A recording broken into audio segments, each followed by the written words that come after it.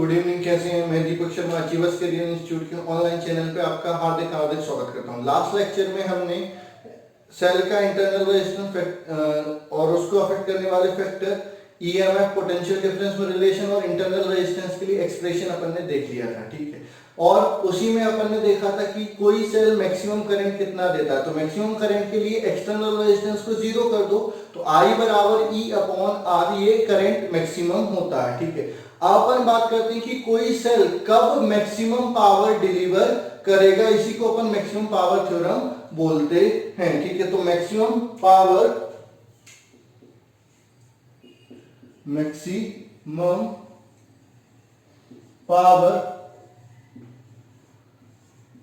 delivered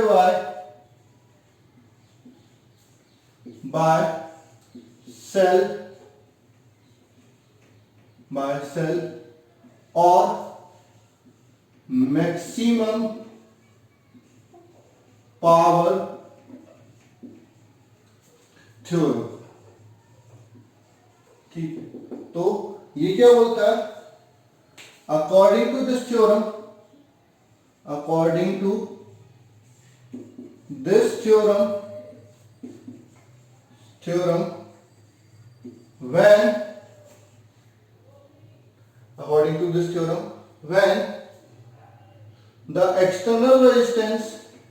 when the external resistance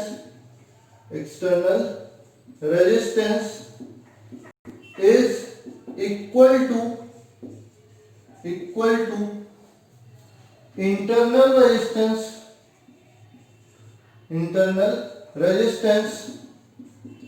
of cell, then it provide maximum power. मतलब जब आपका किसी सेल का मतलब कोई भी एक्सटर्नल रेजिस्टेंस की वैल्यू सेल के इंटरनल रेजिस्टेंस के बराबर हो जाएगी तो सेल क्या करेगा? मैक्सिमम पावर डिलीवर करेगा, ठीक है। अब अपन देख लेते हैं, प्रूफ देख लेते हैं। ठीक, let a cell of EMF E and internal resistance small r is connected across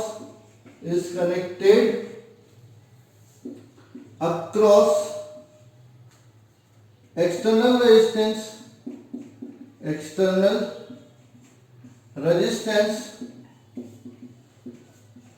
capital R, ठीक है। तो हमने क्या किया? एक सेल लिया जिसका EMF कितना है? E है, इंटरनल रेजिस्टेंस कितना है? स्मॉल r है। इसको हम किसके अक्रॉस कनेक्ट कर रहे हैं? एक एक्सटर्नल रेजिस्टेंस कैपिटल R के अक्रॉस कनेक्ट कर रहे हैं। अब हमको ये प्रूफ करना है कि ये मैक्सिमम करंट कब डिलीवर करेगा? जब कैपिटल R क्या हो जाएगा? 0। लेकिन मैक्सिमम पावर कब डिलीवर करेगा? जब कैपिटल R स्मॉल r के बराबर होगा। ये प्रूफ अपन को करना है, ठीक है। तो ये होगा now current in circuit I बराबर क्या हो जाएगा? Total EMF upon total resistance, ठीक है। ये दोनों सीरीज में तो दोनों जुड़ जाएंगे। Now power delivered to external resistance या पावर डिलीवर्ड बाय सेल, तो P इज इक्वल टू क्या होता है? I स्क्वायर R हो जाएगा। तो P बराबर I square R, I already निकाल चुके हो, तो P बराबर E upon R plus small r का whole square into capital R, ठीक है। अब यहां पर E फिक्स है, स्मॉल r फिक्स है। वेरिएबल क्या है? कैपिटल R वेरिएबल है, स्मॉल r फिक्स है, कैपिटल E फिक्स है। केवल आप कैपिटल R को क्या कर सकते हैं? चेंज कर सकते हैं। तो फॉर मैक्सिमम पावर, ठीक है, क्या हो जाएगा? dP अपॉन dR बराबर 0। किसी को भी मैक्सिमाइज या मिनिमाइज करना रहता है तो आप उसका डिफरेंशिएशन करो, डिफरेंशिएशन के बाद जो वैल्यू आई उसको 0 के बराबर रख दो तो वो उस वैल्यू पर मैक्सिमम या मिनिमम हो जाता है। तो मैं इसको मैक्सिमाइज या मिनिमाइज करता हूं तो डी पी की जगह क्या हो जाएगा E square R upon R plus small R का whole square upon D R बराबर 0। डिफरेंशिएशन अगर करना है तो क्या होगा, इधर हटा देता हूं बेटा, थोड़ा सा क्या है जगह कम है तो ध्यान देंगे।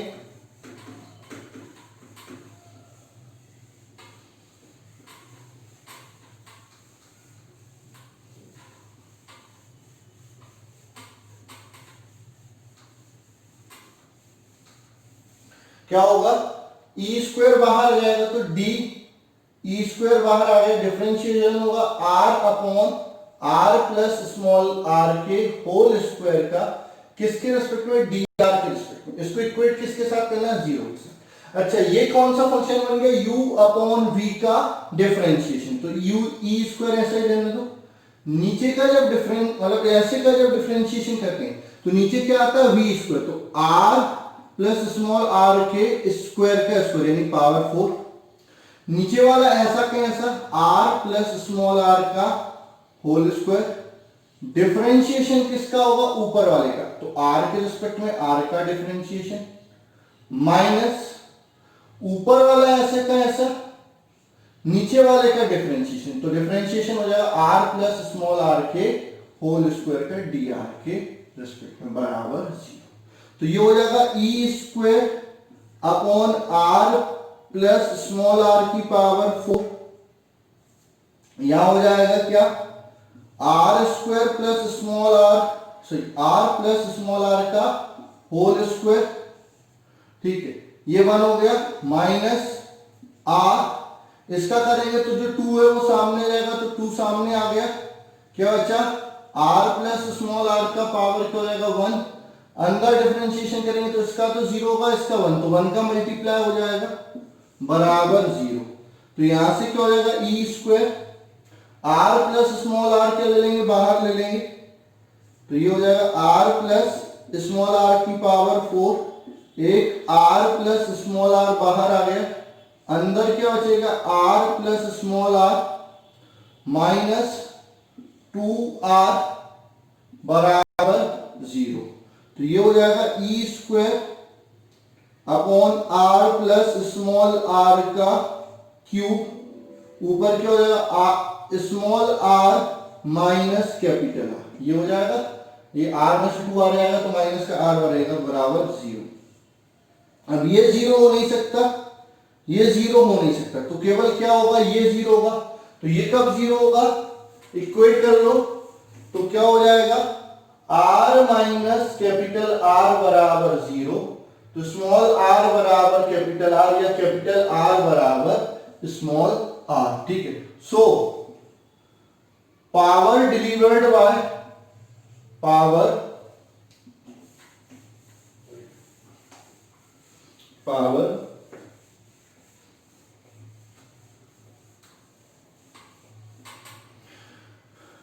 delivered by cell become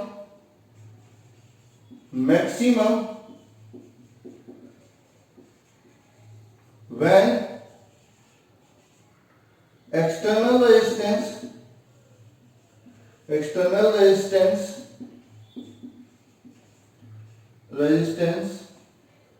is equal to internal resistance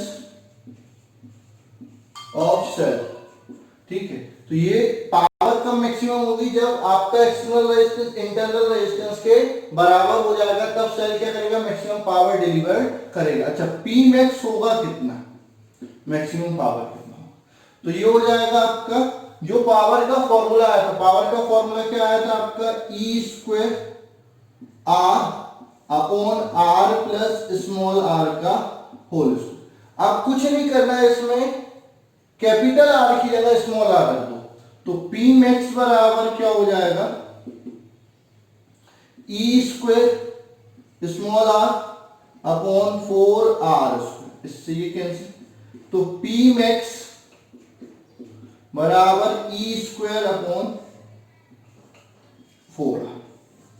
कई बार पी मैक्स और आई मैक्स का रेशियो पूछ लेते हैं, तो पी मैक्स ही हो गया, आई मैक्स क्या है, आई मैक्स है ई अपॉन आर, तो पी मैक्स और अपॉन आई मैक्स, तो P max upon I max, ये ऑब्जेक्टिव में पूछा गया है, तो इन दोनों का रेशियो निकालोगे तो ई से ई कैंसिल, आर से आर कैंसिल, ई बाय 4, ये रेशियो था पी मैक्स और आई मैक्स का। ये आई मैक्स की वैल्यू हो गई, ये पी मैक्स की वैल्यू हो गई। तो कोई सेल कब मैक्सिमम पावर डिलीवर करेगा, जब उसका जो एक्सटर्नल रेजिस्टेंस होगा उसकी वैल्यू इंटरनल रेजिस्टेंस के बराबर हो जाएगी, तब ये मैक्सिमम पावर डिलीवर करेगा। ये सीबीएसई में कई बार पूछा गया है, मतलब पूछा जा सकता है, एमपी बोर्ड में नहीं पूछा गया और बहुत कम चांस है पूछे जाने के, बस एक बार पूछा गया अभी तक एमपी बोर्ड में, बाकी नहीं पूछा गया। तो जब एक बार पूछा गया तो हमें पूछा जा सकता है, लेकिन बहुत कम, रेयरली पूछा जाता है, तो एक बार प्रैक्टिस जरूर कर लेंगे इसकी। बाकी अपन डिस्कस करते हैं कॉम्बिनेशन ऑफ सेल। तो कॉम्बिनेशन ऑफ सेल में आपका सीरीज, पैरेलल और मिक्स्ड कॉम्बिनेशन। पहले अपन बात कर लेते हैं आइडेंटिकल के लिए, फिर अनआइडेंटिकल के लिए बात करेंगे, ठीक है। तो अब अपन बात करते हैं कॉम्बिनेशन ऑफ सेल, ठीक है। तो अगली हेडिंग आती है कॉम्बिनेशन ऑफ सेल, उसमें आएंगे देयर आर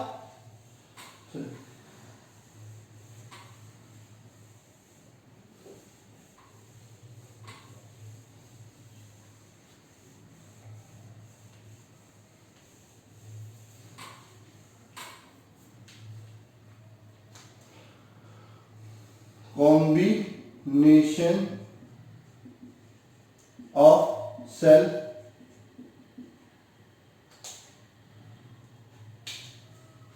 there are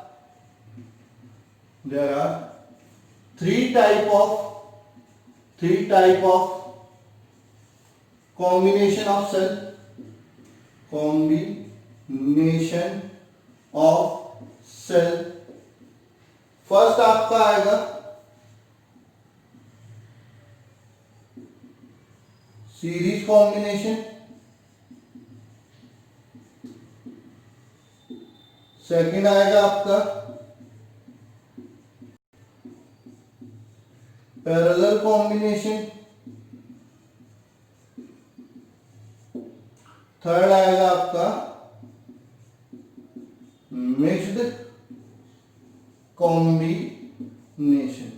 ज्यादातर जो पूछा जाता है वो कॉम्बिनेशन पूछा जाता है किसके लिए, आइडेंटिकल सेल के लिए। हाँ, सीबीएसई में अनआइडेंटिकल का सीरीज और पैरेलल पूछा जा सकता है, तो उसमें न्यूमेरिकल आते हैं, तो उसमें आपको समझना है कि जो सीरीज होता है उसमें तो ईएमएफ भी जोड़ देना है और इंटरनल रेजिस्टेंस भी जोड़ देना है सीरीज में। और पैरेलल कॉम्बिनेशन के लिए एक स्पेशल फॉर्मूला आपका डेराइव करेंगे अपन, तो वो अलग से करेंगे। पहले अपन बात कर लेते हैं आइडेंटिकल कॉम्बिनेशन की, ठीक है। तो अगली हेडिंग अपन बात करते हैं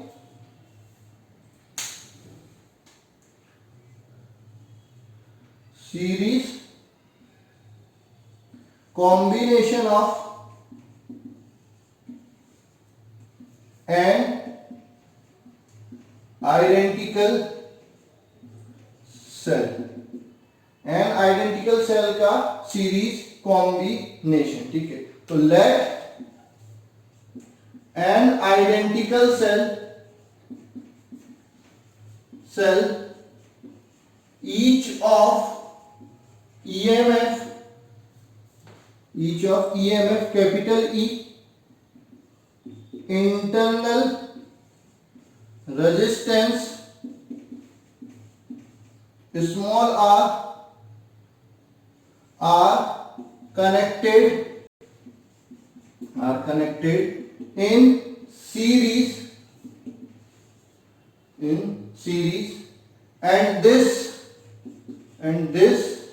whole combination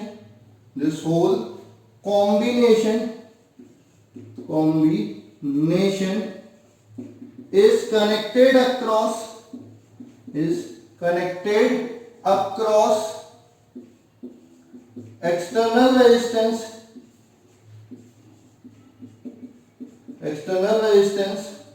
कैपिटल आर। ठीक है, तो हमने क्या किया, सेल को रिप्रेजेंट कैसे करते हैं, एक बड़ा डंडा और एक छोटा डंडा और उसमें एक स्मॉल रेजिस्टेंस। एक नहीं, ऐसे कितने सेल लिए, एन सेल लिए, एक नहीं कितने लिए, N.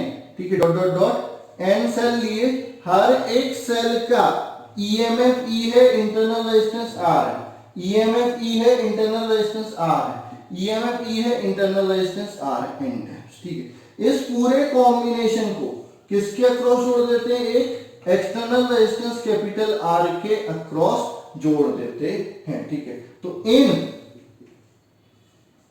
Series combination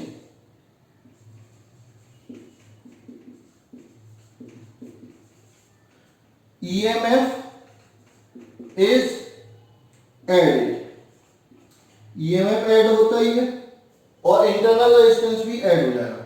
so equivalent EMF of circuit, equivalent EMF of circuit, तो E इक्विवेलेंट बराबर क्या हो जाएगा, E प्लस कितने टाइम्स, n टाइम्स। ठीक है, तो यहां से E इक्विवेलेंट क्या हो जाएगा, E इक्विवेलेंट हो जाएगा n टाइम्स ऑफ E। ठीक है, इक्विवेलेंट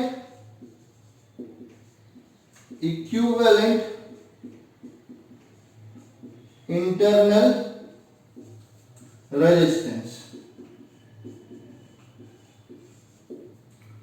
तो R इक्विवेलेंट क्या हो जाएगा, ये भी सीरीज में जोड़ेंगे तो ये भी क्या हो जाएंगे, जोड़ जाएंगे, तो आपका क्या हो जाएगा, R plus R dot dot dot n times.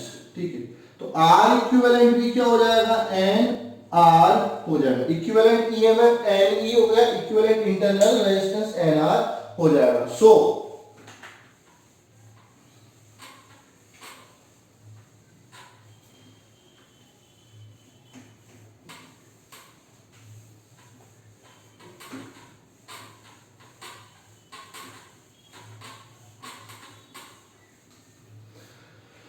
now equivalent circuit, तो आप इतने कॉम्बिनेशन की जगह एक सेल लगाएंगे जिसका ईएमएफ कितना होगा, एन ई, और जिसका इंटरनल रेजिस्टेंस कितना हो जाएगा, एन आर। इसको किसके अक्रॉस जोड़ा, एक एक्सटर्नल रेजिस्टेंस के अक्रॉस जोड़ा जिसकी वैल्यू क्या है, कैपिटल आर है। ठीक है, नाउ करंट इन सर्किट बराबर total EMF upon total resistance. ठीक है, तो आपका क्या हो जाएगा, I बराबर टोटल ईएमएफ कितना हो गया, N E upon total resistance क्या हो जाएगा, R प्लस एन आर या आर एन एन आर। ये हो गया करंट, करंट की वैल्यू हो गई। If small r is very very less than capital R, मतलब अगर आपका जो इंटरनल रेजिस्टेंस है वो एक्सटर्नल रेजिस्टेंस के कंपैरिजन में बहुत कम हो, then N R can be neglected from denominator. ठीक है, तो आप डिनोमिनेटर से एनआर को क्या कर सकते हैं, निग्लेक्ट कर सकते हैं। तो आई बराबर क्या हो जाएगा, एन ई अपॉन आर, ये करेंगे। ये केस फर्स्ट हुआ। Case second, if capital R is very very less than small r, then capital R can be neglected from denominator. ठीक है, तो आप डिनोमिनेटर से एनआर को क्या कर सकते हैं, निकलेक्ट कर सकते हैं। तो आई बराबर क्या हो जाएगा, एन ई अपॉन आर, ये करेंगे। ये केस फर्स्ट हुआ। Case second, if capital R is very very less than small r, then R can be neglected denominator. Capital R को अपन क्या कर देंगे, निग्लेक्ट कर देंगे। तो फॉर्मूला क्या हो जाएगा, आई बराबर N E upon N R, N से एन कैंसिल, आई बराबर ई अपॉन स्मॉल आर, ये आपका करंट हो जाएगा। ठीक है, अब अपन बात करते हैं पावर डिलीवर्ड बाय कॉम्बिनेशन।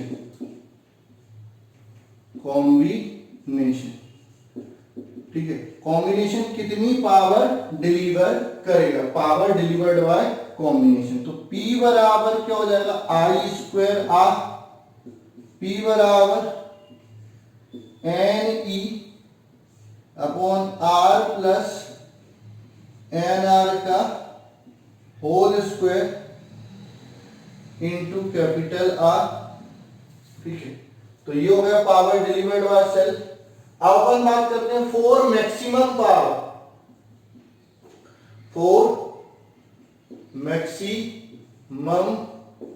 कोई सेल कब मैक्सिमम पावर डिलीवर्ड करेगा, फॉर मैक्सिमम पावर। तो आपका एक्सटर्नल रेजिस्टेंस किसके बराबर होना चाहिए, इंटरनल रेजिस्टेंस ऑफ सेल के। अब ये कॉम्बिनेशन में ये सेल है, ठीक है, ये सेल का ईएमएफ ये रहा, इंटरनल रेजिस्टेंस ये रहा। तो मैक्सिमम पावर के लिए जो आपका आर होगा वो किसके बराबर होना चाहिए, एन आर के बराबर होना चाहिए। तो for maximum power capital R बराबर एन आर हो जाएगा। ठीक है, तो पी मैक्स क्या हो जाएगा, N E upon R plus N R. ठीक है, तो एन आर की जगह कैपिटल आर ही लिख लें का whole square into capital R. तो पी मैक्स बराबर N square E square upon 4r square into R, R से आर कैंसिल। ठीक है, तो पी मैक्स बराबर N square E square upon 4r, r actual में है क्या, एन आर, तो यहां पर रख दो। तो पी मैक्स बराबर N square E square upon 4nr, ये n से n कैंसिल हो जाएगा। तो P मैक्स बराबर n ई स्क्वायर अपॉन 4r, ये मैक्सिमम पावर डिलीवर्ड होगी। ठीक है, तो ये हो जाता है आपका series combination of N identical cell. ठीक है, बस सीरीज कॉम्बिनेशन जब भी आपको सेल सीरीज में देखे हो, अगर करेक्ट ऑर्डर में, ये चीज याद रखना, करेक्ट ऑर्डर में तो सारे जुड़ जाएंगे, जो रॉन्ग ऑर्डर में है, जो रॉन्ग ऑर्डर में है उसका ईएमएफ क्या हो जाएगा, माइनस हो जाएगा। जैसे 10 सेल लिए मान के चलो, हर सेल कितने का है, 2 वोल्ट का है, 10 को सीरीज में जोड़ो कितना हो जाएगा, तो आप बोलोगे 10 गुणे 2 यानी 20 वोल्ट हो जाएगा सर। ठीक है, अच्छा एक को पलट दिया तो कितना हो जाएगा, तो बोलेंगे सर 20 था, एक को पलट दिया तो 2 को माइनस कर देते हैं तो 18 हो जाएगा। नहीं, 2 को नहीं, 4 को माइनस करना सर, 4 को 2 को थोड़ी पलट रहे हैं हम, 1 को पलट रहे हैं, सही बात है, लेकिन जुड़े तो 9 है, तुम 10 को थोड़ी जोड़ना है, जो राइट ऑर्डर में है वो जोड़ेंगे। तो 1 को पलटा तो जुड़े कितने, 9 में से 1 को माइनस कर दो तो अल्टीमेटली कितने हो जाएंगे, 8 बचेंगे। या फिर आप सोचिए 9 इंटू 2 18, 18 में से 2 को माइनस कर दो तो कितना हो जाएगा, 16। ठीक है, तो इस टाइप का क्वेश्चन जरूर ध्यान रखना कि अगर आपको 10 दिया, 1 को पलटा, ठीक है, तो 10 को नहीं जोड़ोगे, 9 को जोड़ना। ठीक है, या 2 को पलटा तो फिर 10 को नहीं जोड़ना, कितने को जोड़ना, 8 को जोड़ना, जो करेक्ट ऑर्डर में उनको जोड़ना, और जो रॉन्ग ऑर्डर में उसको उसमें से क्या कर देना, माइनस कर देना। तो अगर मान के चलो किसी टॉय में 2 सेल लगते हैं, ठीक है, अगर एक सीधा एक उल्टा लगा दिया तो नेट पोटेंशियल क्या हो जाएगा, 0, तो वो सेल वो चीज काम नहीं करेगी। तो करेक्ट ऑर्डर में आपको लगाना पड़ेगा। ठीक है, तो इस टाइप के क्वेश्चन आपसे पूछे जाते हैं। और अगर अनआइडेंटिकल होते तो भी आप ईएमएफ जोड़ देते, इंटरनल रेजिस्टेंस जोड़ देते इसके लिए। ठीक है, और रॉन्ग ऑर्डर में लगाते तो रेजिस्टेंस फिर भी जोड़ता, ईएमएफ माइनस हो जाता। रेजिस्टेंस फिर भी जोड़ता, रेजिस्टेंस हमेशा जोड़ता है, वो ऑर्डर पे डिपेंड नहीं करता कि राइट ऑर्डर में लगाए कि रॉन्ग ऑर्डर में लगाए, रेजिस्टेंस हमेशा जोड़ना है सीरीज कॉम्बिनेशन में। ईएमएफ अगर सही ऑर्डर है, एक जैसा ऑर्डर है तो ऐड कर देना, अगर अपोजिट ऑर्डर में है तो माइनस कर देना, चाहे वो आइडेंटिकल हो चाहे अनआइडेंटिकल हो। तो सीरीज कॉम्बिनेशन के लिए अलग से मैं अनआइडेंटिकल नहीं बताने वाला, ठीक है। अनआइडेंटिकल होगा तो जितना ईएमएफ होगा वो जुड़ जाएगा, अगर राइट ऑर्डर है। रॉन्ग ऑर्डर है तो माइनस हो जाएगा। Sir right order wrong order आप बोल रहे हो मुंह से, डायग्राम से बना के बता दो तो हमको अच्छे से समझ में आ जाएगा, ठीक है भैया। डायग्राम से आप समझ लो राइट ऑर्डर रॉन्ग ऑर्डर क्या होता है। राइट ऑर्डर मतलब नेगेटिव टर्मिनल पॉजिटिव से जुड़ा, ये आपका राइट ऑर्डर होता है। रॉन्ग ऑर्डर क्या है, ये आपका इस तरह से जुड़ा है, बस ये उल्टा लगा दिया, तो दो राइट ऑर्डर में और एक रॉन्ग ऑर्डर। तो इन दोनों का जोड़ूंगा, इसको क्या कर दूंगा माइनस, इसमें तीनों को जोड़ूंगा, ठीक है। ईएमएफ और इंटरनल रेजिस्टेंस तो उसमें भी तीनों का जुड़ेगा और इसमें भी तीनों का इंटरनल रेजिस्टेंस जुड़ेगा। तो ये हो जाता है आपका series combination of cell. Identical का भी लिए और अनआइडेंटिकल। अनआइडेंटिकल में ये E1, ये E2 और ये E3, तो E इफेक्टिव क्या हो जाएगा, E1 plus E2 plus E3, ठीक है। सेकेंड केस में क्या हो जाएगा, E effective dash E1 plus E2 minus E3। अच्छा, R effective R1 plus R2 plus R3। यहां पर भी R effective R1 plus R2 या माइनस R2 नहीं, plus R3। Resistance internal resistance को आपको जोड़ना है, केवल ईएमएफ को माइनस करना है, ठीक है। तो ये हो गया आपका series combination of N identical cell. अब अपन बात कर लेते हैं पैरेलल कॉम्बिनेशन ऑफ एन या एम, जो भी आप मान लो। मैं एम मान लेता हूं क्योंकि मिक्स कॉम्बिनेशन में एन सीरीज बनाएंगे, एम पैरेलल में रहेंगे, ठीक है। तो इस तरह से अपन कर लेते हैं। अब अपन अगली हेडिंग लिख रहे हैं,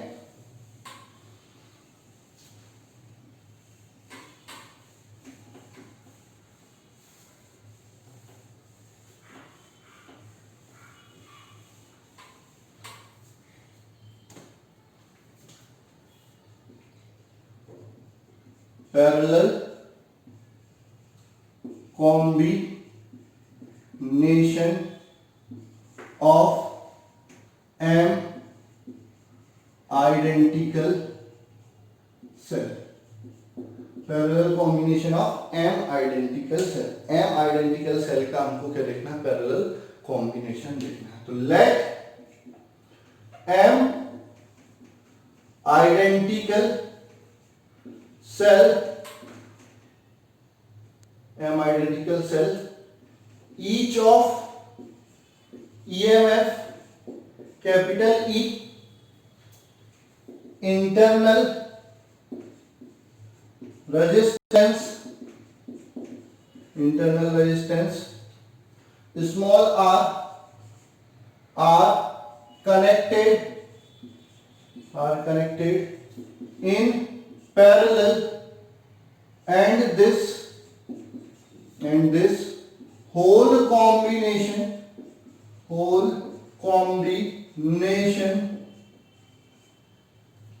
is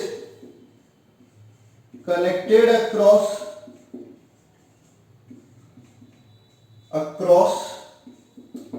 external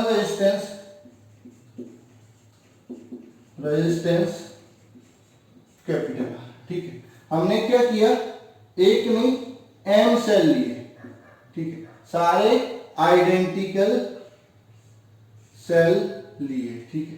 तो ये एम सेल लिए,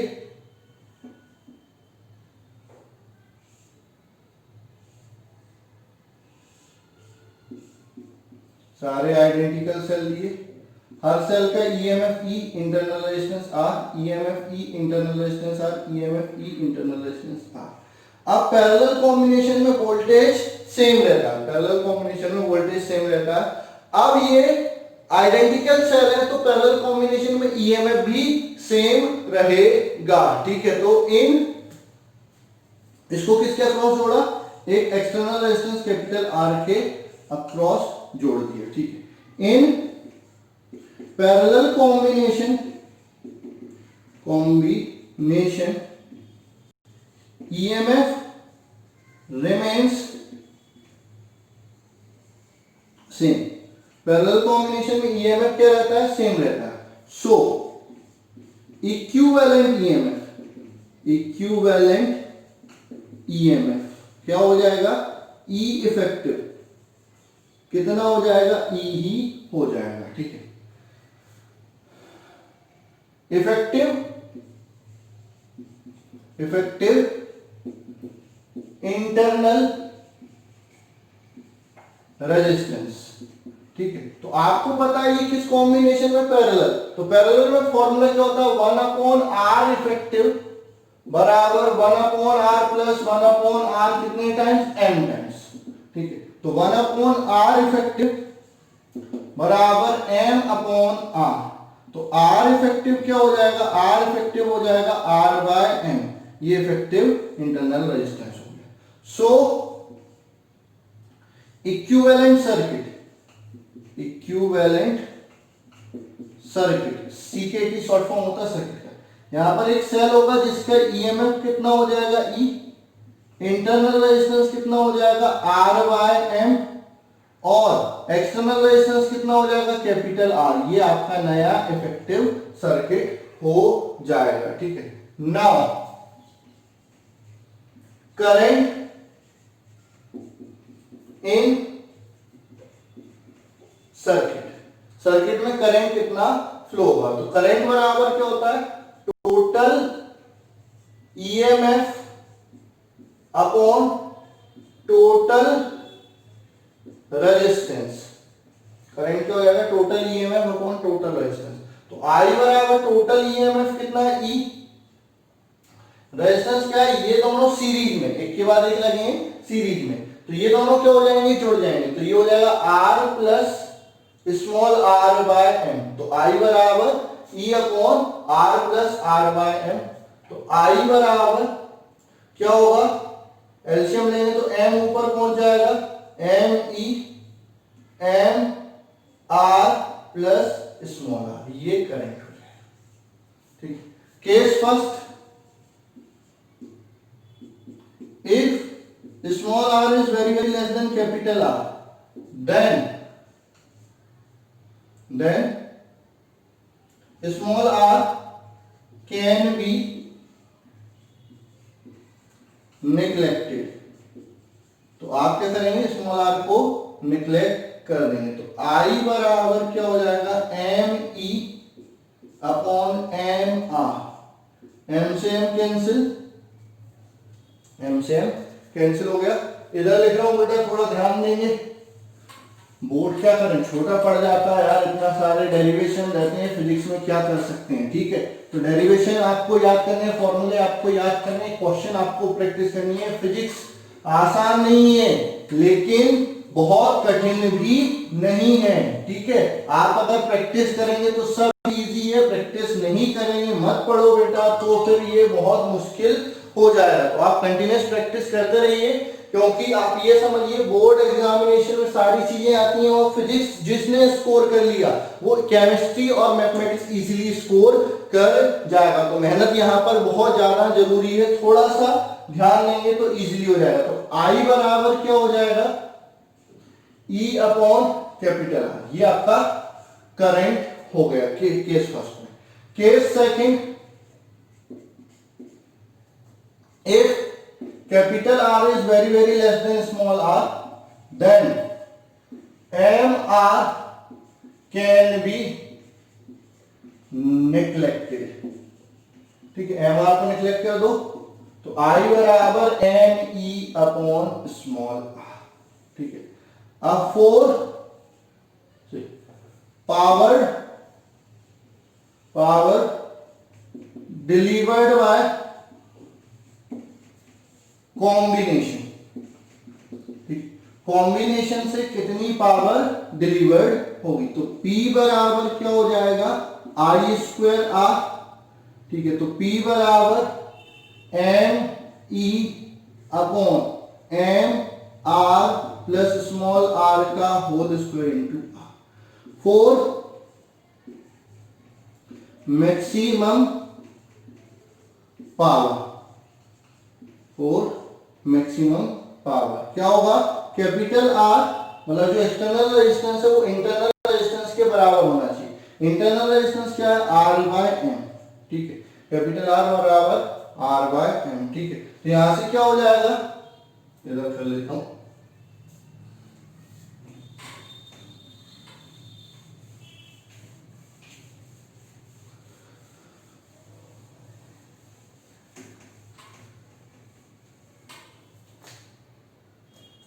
ठीक है। तो ये क्या हो जाएगा, MR बराबर स्मॉल r, ठीक है। तो P मैक्स बराबर क्या हो जाएगा, ME upon MR plus MR का होल स्क्वायर इंटू R। तो P मैक्स बराबर तो M square E square upon 4M square R square into R sorry M square से M स्क्वायर कैंसिल, एक R से एक R कैंसिल। तो P max बराबर क्या हो जाएगा, E square upon 4R, R की वैल्यू रख दो कौन सी, ये R/M, ठीक है।